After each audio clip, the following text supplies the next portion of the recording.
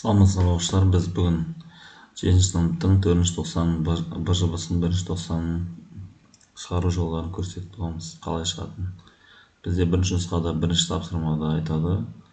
16 а куб с квадрат және бөлу 24 асы дейді. Бізде 16 деп отқанымыз 8 көбейтілген 2-дің білдіріп тұрсыз ба? 24 деп отқанымыз 8 көбейтілген 3. Мынау а көбейтілген с, а куб деп отқан а-ны 3 рет көбейтілді. А көбейту а. Қалған есептерді шығарамыз. Қазір уже бүйтіп ашып жазбайтын боламыз, сразу қысқартып кете беретін боламыз, дұрыс па? 8 мен 8 қысқарады, а-ның біреуімен а қысқарады және с мен с-ның біреуі қысқарады. Сонда бізде қалады 3 қалады бөлімінде, бөлшектің алымында 2а квадрат көбейтілген с қалады екен теңінде. Екіншісінде 15а көбейту жақшаның ішіне а минус б және 40в көбейтілген а минус б болғандықтан, аралар көбейту болғандықтан а минус б мен а минус б қысқарып кетеді бізде. 15 пен 40 деп отқанымыз, ол 15 деп отқанымыз бізде 5 көбейтілген 3 деген сөз.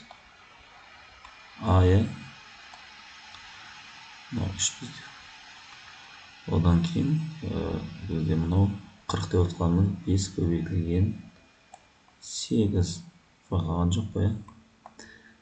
5 пен 5 қысқарады, соңында бізде 3а бөлінген 8 қалады теңінде.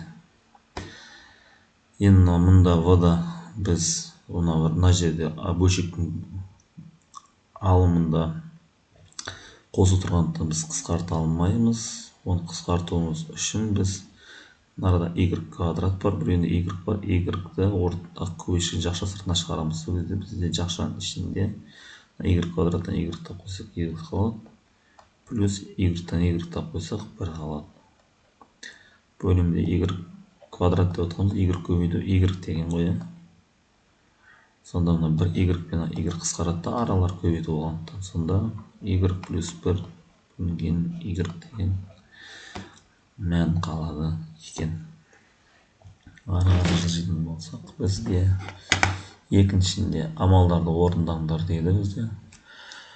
Мұнда сендерге алгебралық бөлшектерді, яғни ортақ бөлімдер қосып азайтуымыз керек. Мынау асында оңай берілген. Бұлардың бөлімдері бірдей, сондықтан біз тең деп сразу шығарып кете берсек болады. Бөлімі 15x болады. Ортақ бөлімі.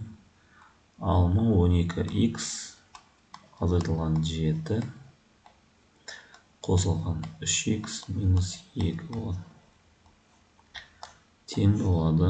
12x пен 3x қоссақ 15x болады бізде. Ал 7-тен минус 7-тен минус 7 мен минус 2 минус 9 береді.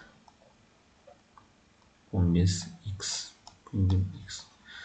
Нарада жәндегідей, мұндағыдай, тапсырмадағыдай 15x пен минус 9-дан 3-ті ортақ көбейтшілерінде жақша сыртына шығарсақ болады. 3 соңына 5x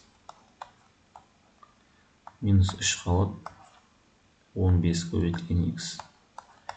15 пен 3 қысқарады, арада 1 қалады, арада 5 қалады 15-ің орнында. Сонда бізде 5x минус 3 бөлінген 5x қалады теңінде. Енді осының басына б вариантына келетін болсақ, басын мына жазайын мен. Баса 3 бөлінген 2а минус 4 бөлінген 5а дейді. Бұл жерде біз оларды бір-біріне аз айтып қоса алмаймыз, өйткені ортақ бөлімге келтіруіміз керек біз. Бөлімдерін бірдей етуіміз керек. 2а, нара 5а. Екеуінде де а бар, тек қана мынақта 2, мынақта 5, сондықтан мынақта 2-ден мынақта біз 5-тен бере салсақ жетеді екен. Сонда тоқтауыш көбейткіш 5-ті 3-ге көбейтсек 15, 5-ті 2-ға көбейтсек 10а азайтылған 2-ні 4-ке көбейтсек 8, 2-ні 5-ке аға көбейтсек 10 тең болады бізде. 15-тен 8 азайтсақ 7 бөлінген 10 а қалады екен теңде. Енді мына В вариантына келеміз. В-сында бізде не дейді? AX қосылған AY бөлінген XY квадрат көбейтілген X квадрат Y бөлінген 3X плюс 3Y. Бұл жерде ортасы көбейту болғандықтан біз қысқартуымыз керек болса. Енді қарама қарсы былай қысқарады. AX Y-тан A-ны ортақ бөлгіш ретінде біз жақша сыртына шығарып жіберсек, сонда X плюс Y қалады. Көбейтілген X квадрат көбейтілген Y бөлімінде X көбейтілген Y квадрат көбейтілген 3X плюс 3Y-ді екеуінен 3-ті ортақ бөлгіш ретінде шығарып жіберетін болсақ, жақша сыртына, жақшаның ішінде X плюс Y қалады. Тең сонда X плюс Y пен X плюс Y қысқарып кетеді. Мынау тұрған X пен X-тің бір квадрат біреу қысқарып кетеді. Мына Y-дің квадраты мен Y қысқарып кетеді. Сонда бізде қалады A көбейтілген X алымында бөлімінде 3 көбейтілген Y қалады екен. Осымен үшінші бітті. Осы енді G-сында бізде жақшаның ішінде 3A куб бөлінген 8 В квадрат дейді. Дәрежеге шығаруымыз керек. Біз әрине burada мына квадрат сыртында. Мына квадрат бұның ішінде 3-ке де, яғни А кубқа да бәріне әсер етеді. Сондықтан 3-тің квадраты бізде 9. Ал мына дәрежеден көбейткен кезде 3-ке 2 көбейтеді. А-ның 6 дәрежесі болады. 8-дің квадраты 64. В-ның 2 дәрежесін 2-ке көбейткенде бұның 4 дәрежесі болады екен.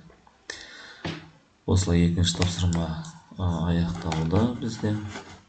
Бірінші нұсқаның былай көріп скриншотта белгі суретке түсіріп алсаңыздар болады. Енді мұнау үшінші тапсырмаға ораламыз.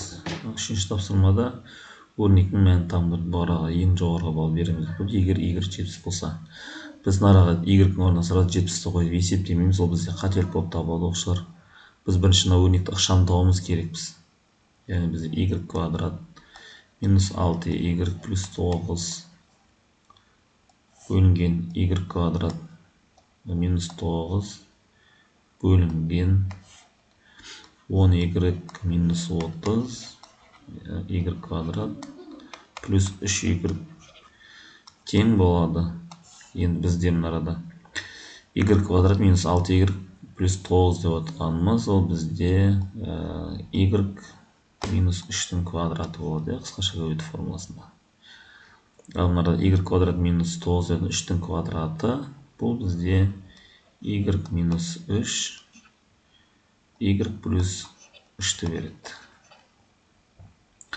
Мына жерде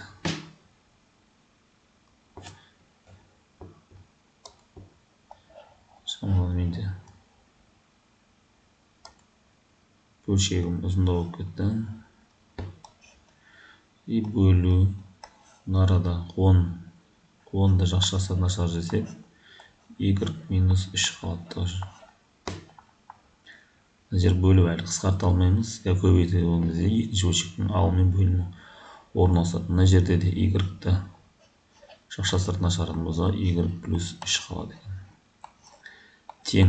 Енді барлығын ашығын мынау Y минус 3-тің квадратын біз бет жасақ болады. Y минус 3 көбейтілген Y минус 3 дұрыс па?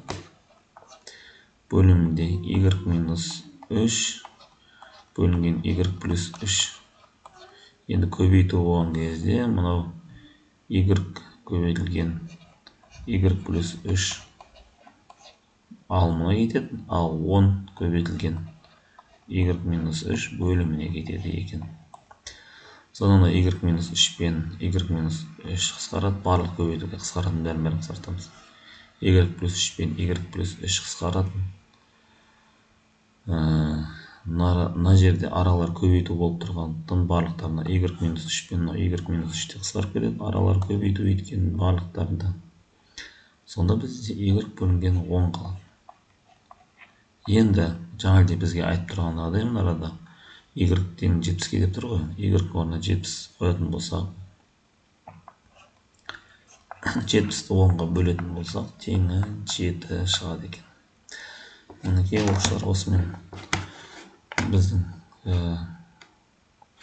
сабағымыз мына бірінші нұсқаның, яғни бірінші нұсқа тапсырмаларын шығару жолдарымен жалпы берілді. Осылай шығады. Көріп алсаңыздар болады.